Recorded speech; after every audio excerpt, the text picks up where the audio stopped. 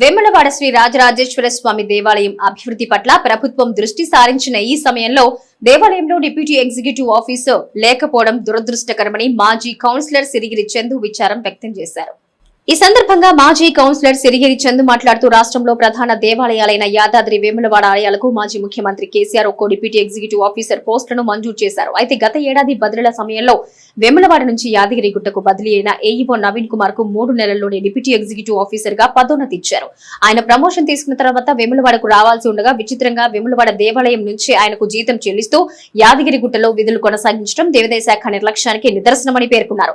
ప్రస్తుతం ముఖ్యమంత్రి ఆధ్వర్యంలో వేములవాడ దేవాలయ అభివృద్ధి కార్యక్రమాలు వేగంగా జరుగుతున్న ఈ సమయంలో కార్యనిర్వహణ అధికారి పర్యవేక్షణకు తోడ్పడే డిప్యూటీ ఈవో లేకపోవడంతో అభివృద్ధి పనులకు ఆటంకంగా మారుతోందని సిరిగిరి చందు అని ఆవేదన వ్యక్తం చేశారు.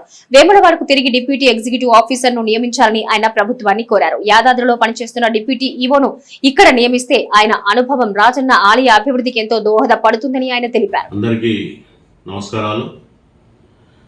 మరియు రాజరాజేశ్వర స్వామి ఆలయంలో జరుగుతున్నటువంటి కొన్ని సమస్యలను మరి మీ దృష్టికి తీసుకురావడం జరుగుతుంది.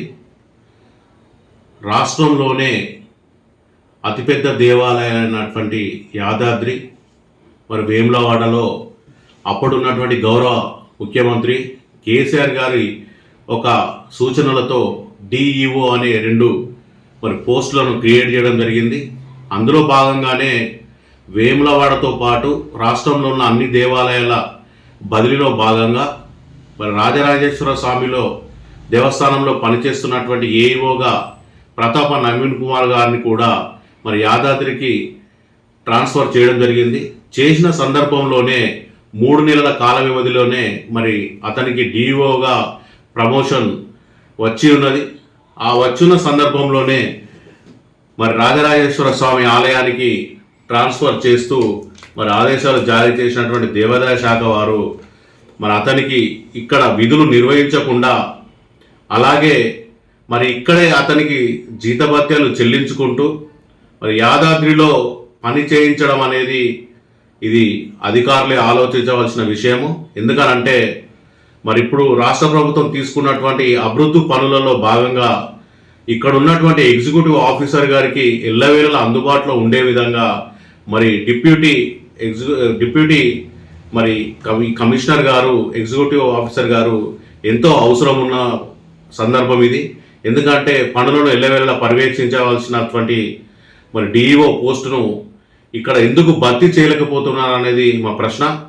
మరి అలాగే యాదాద్రిలో పనిచేస్తున్నటువంటి డిఈఓ ఆఫీసర్ గారు మరి తన అనుభవాన్ని తననైనా ఇక్కడికి తీసుకొచ్చి మరి తన అనుభవాన్ని ఇక్కడ అభివృద్ధి పనులలో మరి భాగ్యస్వాములు కావాలని కోరుతూ మరి ఇలాంటి విషయాలు చాలా ఆఫీసర్లను అడగగా మరి సమాధానం ఎక్కడ కూడా దొరకట్లేదు.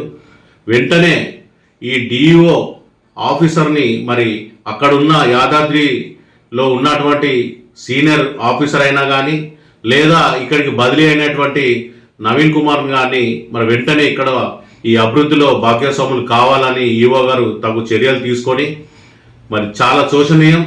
ఇక్కడ శాలరీ ఇచ్చుకుంటూ మరి ఈ ఆఫీసర్ గారిని యాదాద్రిలో సేవలు అందించడాన్ని మరి దీన్ని ప్రభుత్వం దృష్టికి తీసుకెళ్ళి వెంటనే వీటిపై చర్యలు తీసుకొని మరి ఆలయ అభివృద్ధిలో అధికారులను భాగ్యస్వాములను చేయాలని మరి నేను శ్రీ రామచందర్ మాజీ కౌన్సిలర్ డిమాండ్ చేస్తున్నాను.